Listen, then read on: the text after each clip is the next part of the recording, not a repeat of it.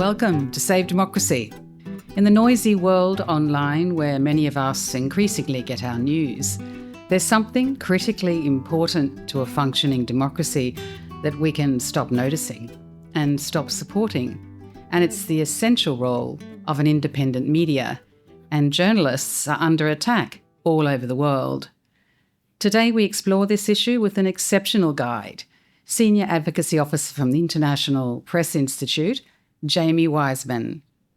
With his focus on Europe, Jamie can also reveal what happened to the media in Hungary under the autocratic regime of Viktor Orban, which has great lessons, I expect, on how to spot media capture everywhere. But first, we go back to the essentials. Jamie, hello, welcome. Hi, Katherine. Good to speak to you. Can we start with the why? Why is an independent media an essential part of a functioning democracy? Well, it's a big question. It's one of the cornerstones, one of the absolute pillars of democracy, and always has been since the establishment of modern democracies. So I think a free press and its ability to act independently and have a pluralism of sources is crucial for a healthy democratic society. At its most basic level, it just gives people reliable, pluralistic information and creates a shared reality for everyone to live in, somewhere that's based on facts. And as you said in your introduction, we live in this increasingly overwhelming digital ecosystem for information, where independent media can provide a sober analysis, fact-checked information, and in many cases act as a sterilizer for disinformation and propaganda as well. I think, as I see it, independent media also creates this forum for public debate, discussion, and the airing of ideas and opinions in a democratic forum. The best of independent media is a crucial watchdog role as well in terms of investigating power, both political and business and military, and holding power to account as best it can. If we look around the world today, I think in a world increasingly occupied with conflict and war, in these situations, independent media are crucial for both investigating the causes and effects and telling the stories of those most impacted. And in a context of climate breakdown, I think I increasingly see independent journalism as playing a crucial role in investigating the reasons why this is happening, and again, bearing witness and telling the stories and the impact on those most affected around the world. Even at the local level, where I live, the local press there and having it independent is crucial for local democracy. This is in Brussels for our listener, just so they're aware where you are. Yes, in Brussels. But I grew up in the UK as well and started my career in local journalism. And that connection of someone and where they live, to be able to read a local newspaper that's independent and operating freely for local democracy is crucial as well. And for that kind of connection to where you live and not just having everything coming from a national level or from social media. And then another fundamental, of course, is elections and giving citizens the ability to make informed choices. That's another obviously basic one, which can lead to change in governments, as we just saw in Hungary. So yeah, the stronger a free press, the stronger independent journalism, I think we see the stronger democracy. And where it's more able to kind of hold power to account, democracy is more resilient. What's happening around the world to journalists and how they're under attack? It is this question of holding the powerful to account that makes them targets in the context of democratic decline. Why autocrats go after journalists. They don't want anybody questioning what they say in their version of events. So could we turn then to the level of threat in the world for journalists? Could you just give us a bit of an outline of what's happening globally? Sure. If we take the long view and we zoom out, then what we see is that the global level of press freedom overall in the last 2 decades has experienced a kind of a slow and often disjointed, but an overall downward trend, which has affected levels of media and press freedom globally. And this dovetails, I think, with the kind of decline in global levels of democracy. As we said, these two are inextricably linked. And since the beginning of this century, as the number of countries around the world with democracy slowly has declined, then journalism and the free press also suffer with it. I think journalists and media are often the first targets of autocratic governments. By silencing the journalists and media, you can turn off the tap of information, and then it's easier to go after the courts, or civil society or activists or the opposition. So in terms of the most serious threats, we can break them down into a couple of different categories. The most fundamental and serious, of course, being the killing of journalists. And in 2025, we saw the highest number of killing of journalists globally since counting by organizations like my own, IPI, and others began. So we had over 125 journalists killed around the world, and that was the second year on record that we've seen the highest figure. The driving factor behind that is Israel's war in Gaza. So we've seen hundreds and hundreds of Palestinian journalists who are unable to leave Gaza, killed in indiscriminate bombings, but also a number of targeted killings in which the IDF and the Israeli military have been identified as being responsible. We've never seen before a situation in which for 1 year, we have one state or its military responsible for 2/3 of all killings of journalists around the world, which really puts into perspective how deadly that conflict has been for journalists. So that's a very severe situation. But outside that context, killing of journalists is still rife in large parts of Central and Latin America, in parts of Sub-Saharan Africa and other areas in the Middle East. So we're seeing figures rise, actually, despite international law and international cooperation and information gathering. These kind of crimes are increasing. And what we see is that it's not just killings, but also widespread violence against the press, which is really kind of having a chilling effect on journalism worldwide. I would then say the second category is a long and expanded group of legal pressures and threats against journalism, which would be the most obvious: arrests of journalists. Globally, there are still hundreds of journalists behind bars, many of them in countries like China. In Russia, it's a really high jailer of journalists, particularly those in occupied areas in Ukraine, in Iran, in Azerbaijan. There are kind of flashpoints in different continents. It's not a trend in one area of the world alone. Then there's the kind of group I would say is old-fashioned censorship, legal orders, shutting down newspapers, shuttering of newsrooms, criminal investigations into editors and to journalists. There's another I would group as digital attacks and threats against journalistic data. So in here I'd put increasing threat from surveillance and advanced spyware tools like Pegasus and Predator, but also a kind of expanding commercial network of companies that are selling advanced spyware tools to governments and intelligence bodies. And this obviously poses a threat to private journalistic communications, but also to their sources as well. Are they sold to them under the auspices of general safety and security policy? Is there any sort of understanding of that relationship? So the major commercial spyware developers and companies only ever sell their technology to government agencies such as police and law enforcement authorities for, as they say, addressing national security threats and terrorism and serious crimes. That's the justification, and the licenses are often given solely for those reasons. But we've done a lot of research into spyware in recent years, and as these tools have proliferated, governments have increasingly abused them to go after non-legitimate targets such as journalists, activists. There's been huge scandals in countries like India, in Hungary, in Greece, where journalists have been surveilled by governments. We know the technology that's used, and we know that it's only sold to governments, so it can't really be non-state actors. But this is a really growing trend, yeah. I wanted to just dwell a moment on what happens when the state kills a journalist.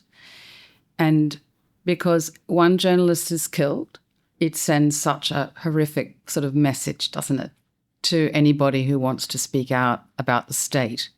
So it's a real tool to kill and to injure journalists, to silence any kind of opposition. Yeah, I think it's the ultimate censorship. It's the ultimate silencing, but it also sends a message that if you dare investigate this topic, this politician, this organized crime group, then you can be killed and silenced. Or put in jail a long time. And I think another trend we see, which is even exacerbating this, is the global crisis of impunity for the killing of journalists. Very few cases worldwide end up with those responsible being held accountable. And even in cases where perhaps the hitmen are identified and prosecuted, sometimes even the middlemen or the instigators, but almost never the mastermind or the orchestrator. it's incredibly rare to get the entire group. So I think that sends a message that people that are commissioning attacks and killings of journalists largely are getting away with it, and that then creates an atmosphere in which it emboldens others to act. And there's the quieter forms, which are less out of the public eye, which have a chilling effect, but they're not so noticeable to the public, and maybe that brings us to Hungary as a good example of what happened in terms of media capture. Or maybe it was in part very obvious and in part behind closed doors. I understand from your desk you have great insight into the story of media capture under Viktor Orban. Could you speak to that? Yeah, IPI is based in Vienna, so we're a short hop away from Budapest, and we have a number of members there in the independent journalist community. So I've probably done more work on Hungary in the last 6 years than any other country in Europe, and for good reason, because what we saw happen in Hungary in the last 16 years of Orban rule, Viktor Orban was the far-right prime minister of Hungary, leading the Fidesz party, which was in power for more than 15 years. During this time, basically the Fidesz party of Orban managed to build and then maintain the most sophisticated model of media capture and control ever developed within the European Union or parts of the democratic world, I think. And that was done by both, on the one hand, creating this huge connected propaganda machine, and on the other, targeted attacks and pressure against the independent media within the country. So if it had just been for a few years, I think these policies would have been bad, but not disastrous. But they had 15 or 16 years to tweak it, to calibrate it. And over time, this had a really disastrous effect on press freedom in Hungary. And during that time, it plummeted in the rankings of global media freedom to among the lowest, not just in the EU, but also anywhere in Europe. So we're putting that in with Azerbaijan and Belarus and other countries. And it really made Hungary the poster child for a model of authoritarian governance, of how to control the media. I'm particularly interested in how, for our listeners anywhere in the world, how quite a lot of this happened under the radar. I mean, it took a while for the European Union, for example, to raise a red flag, and so let alone the citizens of Hungary to completely understand what was going on. Sorry to interrupt you, but as you're telling the story of Hungary, which is so important for us all to understand as a model for elsewhere that could happen elsewhere, a playbook, if you like, but very interested in what citizens need to be alert to as you tell that story. Things that may have happened that were under the radar would be really great. Yeah, I mean, that's why Hungary, I think, is so interesting an example, is because how do you become the lowest ranked country in Europe, in the EU, even though a journalist was never killed? During that time, I think you could count the number of physical attacks on journalists on one hand, and yet it was so bad in terms of the dominant control of a narrative within a country. And like you said, this was done by a really quite intelligent playbook of Fidesz, which included, the 4 pillars of how we would define state-backed media capture. And they're all done through institutional, legal, or regulatory bodies. So existing laws and regulations are used. Exactly. Not smashing down a door, not closing a newsroom, but a kind of, far more nuanced approach, which also had to kind of operate within the democratic architecture of the EU. They knew that if they were to take really repressive authoritarian steps, the EU would then step in. So it was done over a long period of time and often through proxies rather than the government. So it started with a number of legal changes, which then created a kind of new legislative framework that the government could then appoint people to the management board of the public broadcaster. They could fire critical journalists and slowly switch the editorial line there to become pure propaganda. Did they give any kind of slogan, any reason as to why they were doing that? I mean, that's why media capture always has national characteristics. In Hungary, a lot of it was justified as purging institutions which were still dominated by the kind of, the communist era, basically, and that these people had to be removed to allow for a modern and a democratic and independent Hungary. But for the government to be part of the management board. I mean, they acted through proxies on the board. At the beginning, it was people connected with the party, people that they wanted to appoint. By the end, it was former party members. So effectively loyalists, if you like. Yeah, and the exact same was done at the main regulatory body, the Media Council, which was a 5-member body. And again, by the end, this was dominated completely by Fidesz appointees, and some of them were even former MPs. And Of they Fidesz. of Fidesz. And they could then take decisions which could remove broadcast licenses from independent media under very tenuous reasons. They could launch fines against broadcasters, and they could allow mergers and acquisitions of pro-government media to more easily strengthen their position in the market. So public media, regulatory bodies, and then a crucial element was the control over the flow of money within the country to media. Due to post-independence development in the media market, there was never a hugely developed private market in Hungary, which meant that the state advertising was always quite a significant boost and financial resource for the media. But under Fidesz and under Orban, this amount of money was massively increased to become the biggest in Europe. The agency which funneled that money out then slowly directed solely to pro-government media. And editors, journalists had an understanding that if you're supportive of Fidesz, then you get advertising money. And this was significant money. And independent media would slowly be starved of any funding. So it was a kind of carrot and stick approach by controlling the money, basically. And the last and most important, I would say, was the use of government business allies operating as proxies who would step into the market at important times to buy up and then become the new owners of previously independent media. And this was also kind of making the most of the exit of the country of a number of European investors and media groups that were facing other regulatory or administrative pressure from the government in Hungary and basically decided it's not worth it. This isn't a good return on investment. We're facing too much pressure on our other businesses in the country. We're selling up, we're out. And in then swooped a number of well-funded business allies of the government who'd been handed other state contracts to increase their coffers, who could then, again, put in their own management, put in their own editors, flip the editorial line. In some cases, this was done over a number of months. And in other cases, in one very prominent case, the new owner came in and then immediately the next day closed the entire news outlet. So over a number of years, this drastically reduced the number of independent media and created a kind of network of propaganda funded by taxpayer money, essentially. And then a kind of unit was set up in the government that would direct political messaging through these media. So yeah, all combined, this led to kind of the destruction of media pluralism in Hungary and the creation of a dominant narrative in which anybody who was critical or independent was then labeled a traitor, anti-Hungarian, someone who's backed by George Soros and other kind of philanthropists, and denigrated essentially. So it was a very difficult time for media, and they had to basically cling on through all of these different pressures, both regulatory, economic, political, Bureaucratic.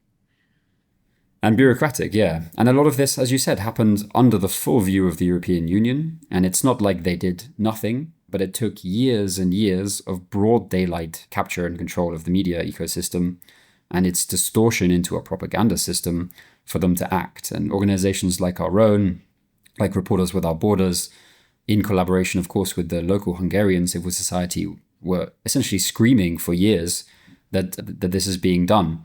And in reality, at the time, I don't think anyone ever thought that this could happen within, a democracy within the EU. The transformation of this scale into something more akin to, Russia, basically. And there was never kind of a framework or a legal remedy system designed in the EU because we never thought it could get this bad. So it did take a long time for the EU to come up with solutions. There were always legal challenges. Hungary could be taken to the European Court of Justice, but these court cases take years and years and years to finalize and can always be appealed. So Hungary was a driving factor behind the creation of the European Media Freedom Act, which is basically the EU's biggest ever regulation on media. It doesn't regulate media themselves, but it regulates the ecosystem in which media operate. So things like, if we look at the Hungary example, making sure that these flows of state advertising to media have to be transparent, based on market criteria, not political criteria, to basically make this system less easy to game. There are new rules around management of public broadcasters to protect their financing and their independence and their governance. Again, driven largely from Hungary and other countries. There are new rules around media mergers. Basically, in Hungary, the government controlled the regulatory bodies. When pro-government media wanted to merge together and become even stronger in the market, these regulatory bodies would wave it through on political criteria. So now there are new rules. The regulators must take into account media independence, effects that a merger would have on editorial freedoms and media pluralism, basically to try and stop this kind of thing happening. So there are 22 different elements of this Media Freedom Act. What do you think of it? It came into full force in August of last year. It's been quite a patchy implementation. States have 1 year to align their domestic legislation. We've seen some countries move ahead very quickly. The more democratic countries, like those in Scandinavia and the Baltics, are doing quite well. Then there's a big group in the middle which are either developing legislation, bringing forward draft bills, but are very slow. And then there are others for a long time, like Hungary, who completely rejected it, called it a diktat from Brussels, which was trying to break apart the government and increase EU ownership over media. Since the change in government in Hungary, that narrative has completely changed. And now, for the first time, we have a government which communicated that it intends to defend free and independent journalism. And just last week, the first post-election media bill was passed, which would overhaul the Orban-era system in legislation for the public broadcaster and the media regulator, and try to massively increase their independence and their normal functioning, essentially. So these rules, now in effect in Hungary, are basically aligned with this new Media Freedom Act. But this was only one element. And I think the new TISA government in Hungary has said that it will return in the autumn with a new, more comprehensive bill.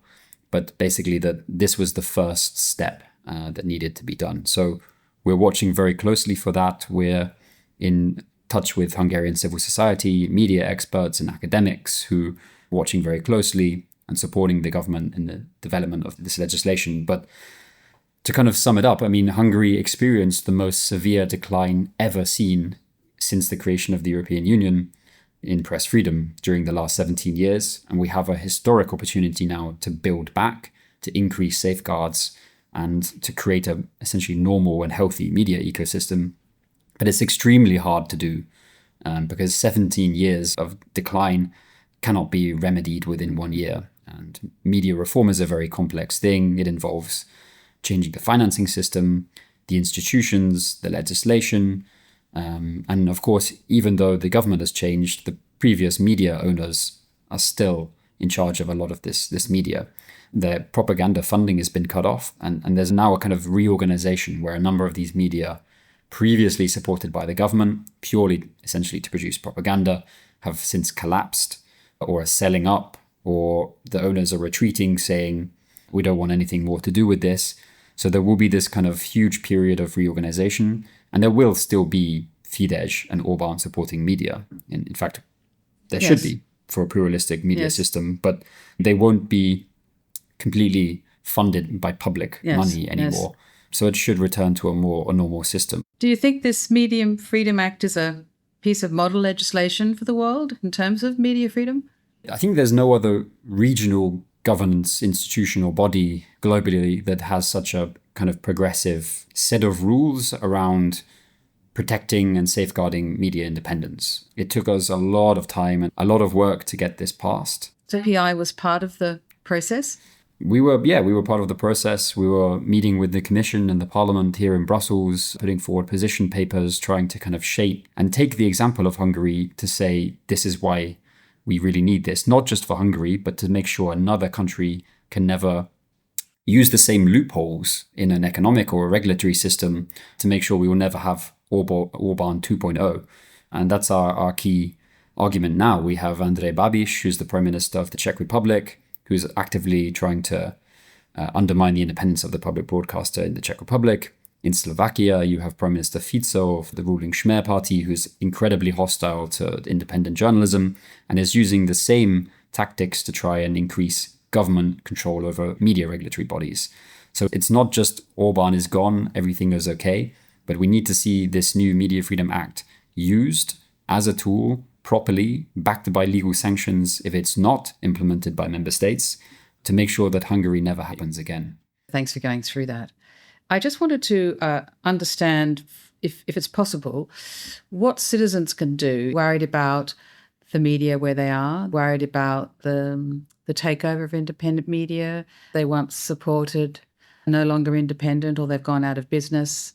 They don't feel like they can trust sources online. And just any advice at all you can share from your position at the IPI for people listening. Sure, yeah. I mean, I think every citizen, every newsreader has the same challenges right now. You, myself, and everyone who wants to access news, which is that, as you said again in your introduction, we're faced with this incredibly diverse and confusing media landscape, which is on print, on TV, on radio, digital, social media. It's everywhere. And it's very hard to understand where to get your news, who to trust these days, and more difficult than ever. And if you add AI onto that, it's another factor. So I sometimes feel as if it's almost unfair to ask citizens to navigate this kind of crazy, boisterous media landscape when everybody's vying for your attention. So one of the things we're pushing for as part of a model for supporting independent journalism is media literacy, to teach people, even as young as children, in schools and universities, how to access and how to differentiate quality, fact-based journalism from social media content and disinformation and propaganda online. There are tools you can use to identify trusted media outlets, those who are verified as conducting public service.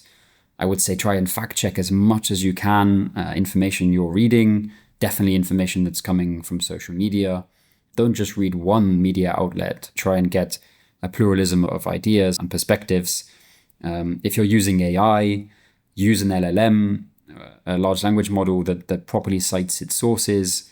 And maybe it's a difficult one, but if you want to support independent journalism, pay for your news. It's a hard one to say, but we've got so used to not paying for news, and it's getting increasingly difficult to create a business model that supports independent journalism, and subscribers and dedicated readers are a crucial part of that. The last thing would be support civil society, support NGOs which are trying to defend free press, global media freedom organizations as well. And if you're living in a country where the free press is under pressure, where newsrooms are facing closure or attacks from government, join protests, join campaigns. It was really important to see in Hungary, where thousands of people were out on the streets protesting when this case I mentioned, where the owner stepped in and then immediately closed the news outlet the next day. There were huge mass protests about this. And the case I mentioned in the Czech Republic around the pressure on the public broadcaster, just a couple of weeks ago, there were huge demonstrations in Prague outside demanding the protection of the public broadcaster, which the citizens see as very trustworthy. So it can have an effect, not just in Europe, but globally, I think. And it's a crucial part of supporting a free press. So really looking to see online what group in your community or society supports an independent media and is going to be connected to threats to it, so that you're at least on their mailing list. You know when they're having a meeting, a protest, you're able to stay alert and informed about what's happening to the media in your country. Because sometimes these protests happen and you see them on the news and you think, oh, I would have liked to have been part of that, but I'm not on the right social media platform, or, you know, haven't sort of given enough forethought to be in the loop, to be able to be aware of what's happening. And I think awareness is really important part of this. I fully agree, yeah. I was very amazed by what happened, as so many were in Hungary, with the vote. How did the independent journalists in Hungary manage to somehow be heard? Or how was it that the public were in that giant wall of pro-Orban media, how were they able to get to the point where they decided, no, I'm going to go and make a point of voting him out? Yeah, I mean, breaking through this propaganda system created by Orban was always the big challenge for media, independent media, and the smaller investigative media. But I think they are global example of kind of resilience of independent journalism, where they just kept doing their job. They kept investigating companies, politicians, government. They kept exposing wrongdoing. And after a while, the corruption became so overwhelming and so visible to society, you would never read about it in the government newspaper on a newsstand, or you would never see it on the public broadcaster. But when these media started and kept relentlessly investigating and publishing about it, I would say even in new forms as well, in documentaries, videos, and it really broke through into society and tapped into a nerve of frustration and discontent that had been there for a long time. Then this kind of snowballed into something bigger. So I think in this election, journalism and its ability to expose wrongdoing and corruption played a huge, huge role. And again, that's a really positive example of why a free press is crucial for identifying wrongdoing, addressing corruption, and ultimately protecting a democratic system. And they managed to cut through, and they must have been under so much pressure and so much financial pressure. So in similar circumstances, you can identify who are these people and how can we support them as a community, because they're not getting any more funding, and yet, day in, day out. And they're managing to work out ways to get around the system. You said creating video documentaries and managing to cut through. So yeah, there's a lot of lessons in there for others. Jamie, anything else you wanted to say before we end our chat today? Yeah, I'm really hoping that Hungary can continue to be this kind of positive example after so many years of being the poster child of everything negative in terms of democracy. Hopefully it can be something we look to and something that can inspire. On that note, we will end there. Thank you so much for being with us today. Appreciate it. Thanks so much. It was great to be here. Bye for now.